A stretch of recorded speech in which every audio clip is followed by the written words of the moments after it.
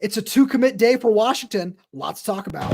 You are Locked On Huskies, your daily podcast on the Washington Huskies. Part of the Locked On Podcast Network, your team every day.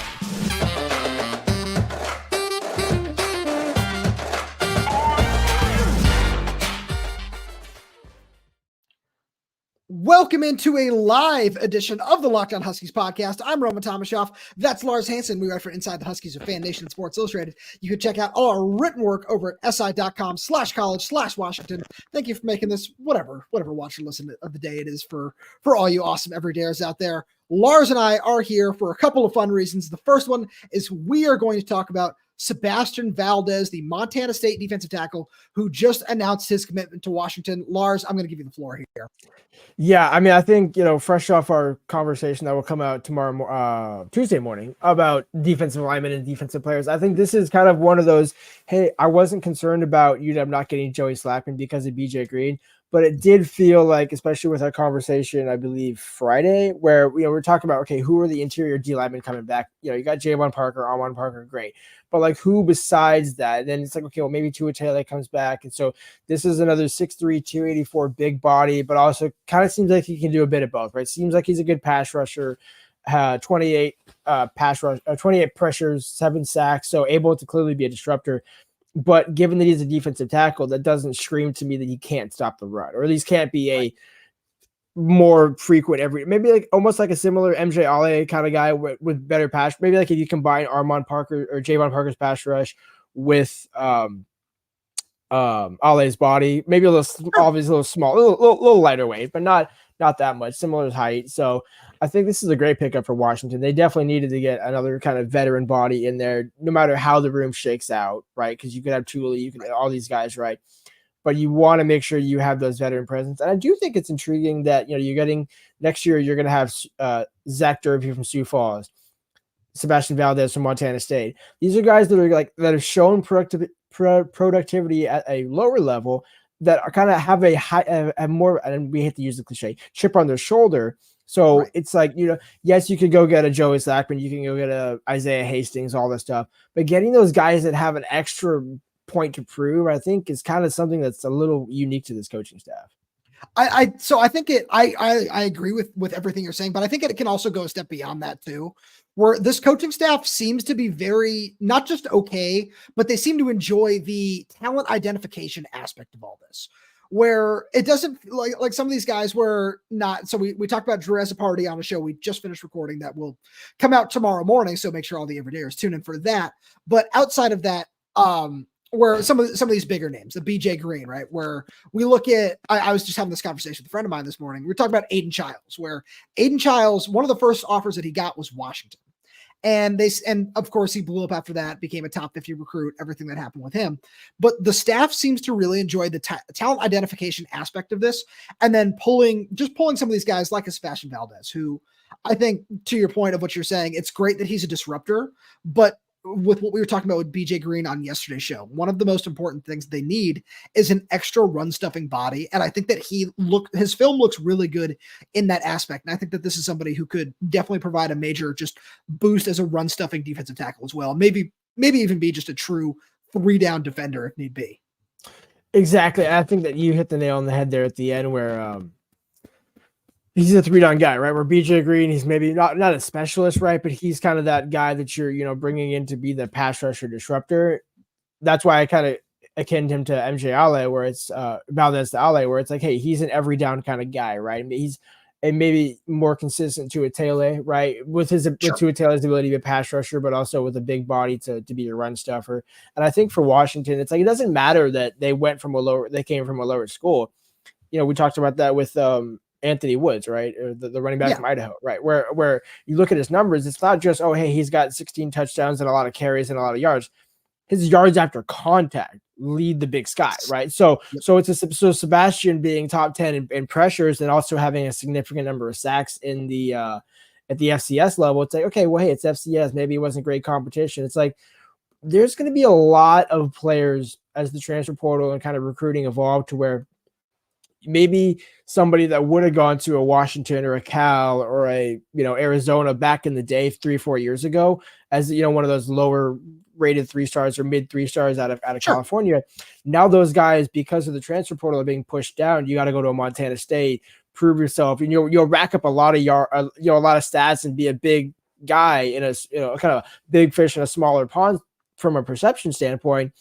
But that doesn't negate the talent that you have. So, hey, now that you're putting your 3 or 4 years in at the FCS level, now go win a national championship, now cash in on your NIL, now do all these things that you put in and deserved, and you're not just going there for 1 year and then trying to go to, a Mountain West school, and then 2 years later you're trying to go to a Pac-12 school. It's like, no, you put in your time, you work, you put in your craft, and you've been a consistent force at Montana State too. It's not like you just popped off for 1 year. Zach Durfee, a little different, right? Where he had the only really 1 year of football, but he only needed that, right? Zach Durfee's not a guy where it's like he would have shown that this year how much of a force he's going to be next year. So I think getting these guys in with all that experience is going to be very crucial for a defense that's replacing a lot of experience next year. No, I couldn't agree with you more. We're going to do a little bit more on this, and then we're going to get into some Q&A. But first, we got to give a shout out to some of our friends here. And we are going to give a shout out to our friends over at eBay Motors. Passion, drive, and patience. What brings home the winning trophy is also what keeps your ride or die alive. eBay Motors has everything you need to maintain your vehicle and leveled up peak performance, from superchargers, roof racks, exhaust kits, LED headlights, and more. Whether you're into speed, power, or style, eBay Motors has got you covered. With over 122 million parts for your number one ride or die, you'll always find exactly what you're looking for. And with eBay Guaranteed Fit, your part is guaranteed to fit your ride every time or your money back, because with eBay Motors, you're burning rubber, not cash. With all the prices you need, with all the parts you need at the prices you want, it's easy to turn your car into the MVP and bring home that win. Keep your ride or die alive at ebaymotors.com. Eligible items only. Exclusions apply. eBay Guaranteed Fit is only available to U.S. customers. So, Lars, I think the last thing on Valdez really quickly here is I think that he is going to be really productive, and I'm really glad to see that Washington decided to go with this experience route, where we talked about Joey Slackman on the show that'll be coming out tomorrow morning, where it's a bummer they didn't get a big, productive 3-down physical guy like that in the middle of the defense. But this feels like really close to the next best thing. He's rated as a 4-star transfer on 247 Sports, and while that's not everything, it's just nice to see that this is a guy who just seems to be impressing everybody that has watched his film. So you've got a face there, like you've got a big point. So please go for it. Well, you mentioned Joey Slackman, right? We were all raving about him, right? I think more or less because of the story. Well, also maybe it's because he talked. The interesting thing is I didn't hear a ton of stories, and this is not a knock on Sebastian, right? Because judging by his YouTube, looks like he's a great talker when it comes to media availability and things like that. Not only did he have more pressures than Slackman, he had more sacks than Slackman, and basically was a better player than Slackman based on PFF's grade. Not PFF's grades, but just the pressure numbers, hits, quarterbacks, all that he had. So Sebastian was tied for second in the FCS with 7 sacks. Slackman had 5. So not a huge difference there, but Slackman had 18 pressures and Valdez has 28. So again, it's just if you like Slackman, you're going to love Valdez because he's coming in with more production. I like that point a lot. So let's get into a Q&A. One of the fun things about the live shows that we just get to have a little bit more interaction and have some fun here. So Gavin asked us here as a really great question. How do you feel about Washington's defense going up against an offense like Texas, even though they shut out Oregon's offense, which is statistically better than Texas? So I think that one interesting thing to note in this game is I'm going to be keeping a really close eye on the health of Xavier Worthy. It sounds like he's dealing with a high ankle sprain. I know some of the Texas guys were saying that he didn't practice this week, where I fully expect him to play. But if he's limited in any capacity, I think that it's going to be a huge knock on on Texas's offense. Talk about, the whole Jonathan Brooks being done for the year. That's a bummer. He's a really talented player. I really like what he is going to be at the NFL level. I think he's fantastic. But I think the biggest question is going to be, can they get pressure on Quinn Ewers and force some bad throws? Because when Quinn Ewers is pressured, I don't think he's at his best. And you could say that for a lot of quarterbacks, but I think Quinn Ewers really feels that pressure sometimes and could crack under it. Well, yeah, and that's I put this tweet out about a couple of weeks ago now when Booger McFarland made his ingenious comments about Washington not playing big boy football.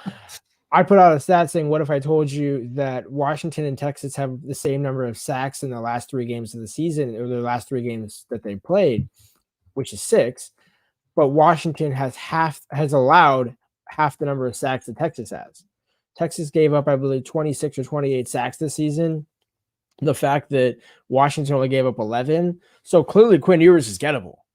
You know, and I think the difference is the Big 10 or the Big 12 doesn't have a team like Washington where, I mean, Texas lost to Oklahoma.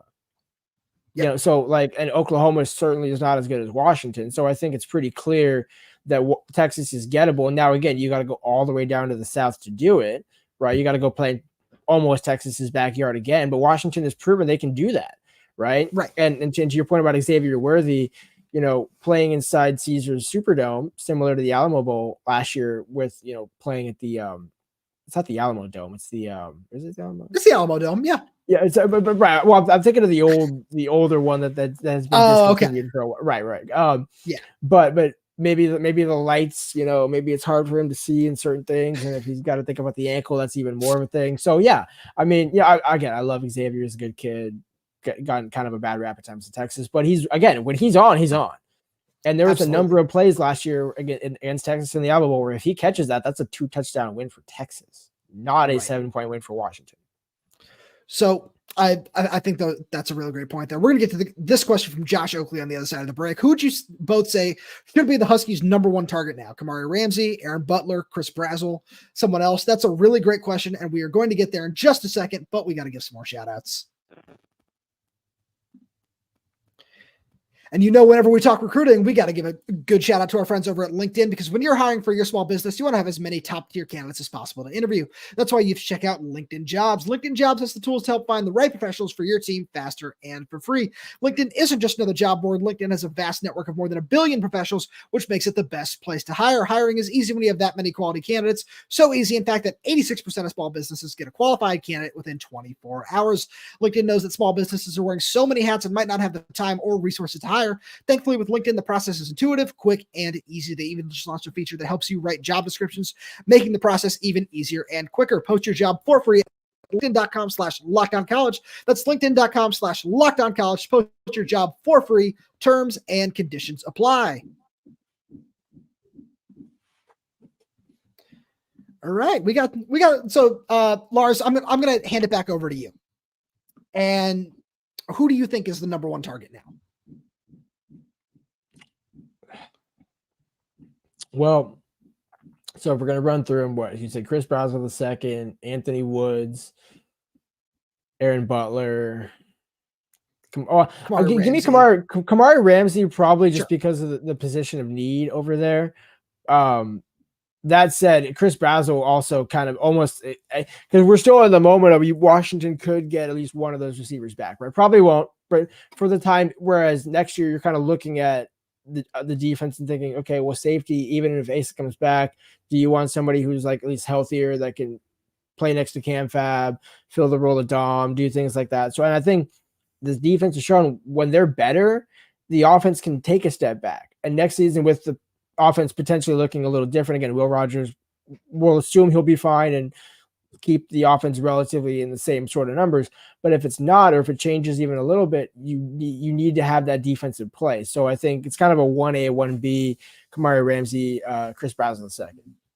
So I'm going to say Anthony Woods. We'll talk more at length about him on a future episode where we're not a little bit more constricted by time, but I think that he would be a great addition to this offense. I fully expect Dylan Johnson to go off to the NFL after the season. I just think that that's all more than likely. And then next year you have what would be a really fantastic combination of Cameron Davis and Anthony Woods, the running back from Idaho. I think that would be a really, really fantastic backfield in terms of what you can do pass catching wise, as you talked about the yards after contact.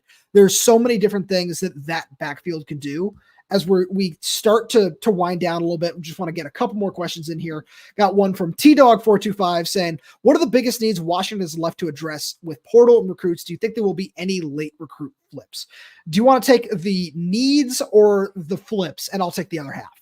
Well, the flips is easy. There's really only one that they're kind of looking at this point. There was a few they were working on over the course of December. One's basically emerged as the not shoe-in lock, but if there's going to be a flip, it would be Paul Mickey Jr., the safety out of South Texas. Currently committed to Duke, took an official visit to Washington over the past weekend. He took an unofficial visit to Washington for the Apple Cup. So he's been up to Washington twice within the last 30 days. That's a great sign for a guy who's been committed to Duke and his head coach left. His head coach has not reached out since he's been at Texas A&M, at least from all indications, right? Paul hasn't said that. Doesn't sound like Elko is going to take him to A&M. There is a argument to be made that Menke could still stick with Texas, but I would say my money would be on Paul Menke Jr. to flip for the only commit for that regard. I agree.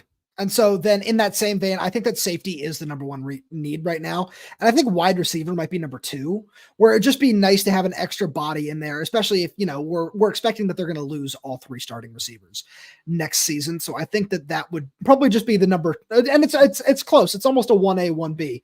We're going to end on a fun one here, Lars. Godfather or Kraken Hawk asks, Godfather 1 or Godfather 2?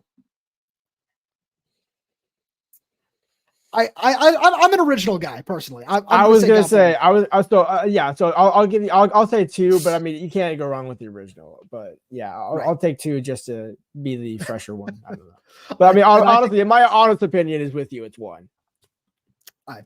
I appreciate that. I like when we get a little bit of variance here. Thank you so much to all the everydayers out there for tuning in. We really do appreciate these shows, even though, sometimes they have to be cut a little bit short because, we're just so busy. There's so many other things on our plate. Make sure you tune in for tomorrow's episode where we're going to do a full breakdown on Drew Azzopardi, the San Diego State offensive lineman who committed. So make sure, if you're not subscribed, you hit that subscribe button wherever you get this podcast. So that's YouTube, Spotify, Apple Music, Amazon Music.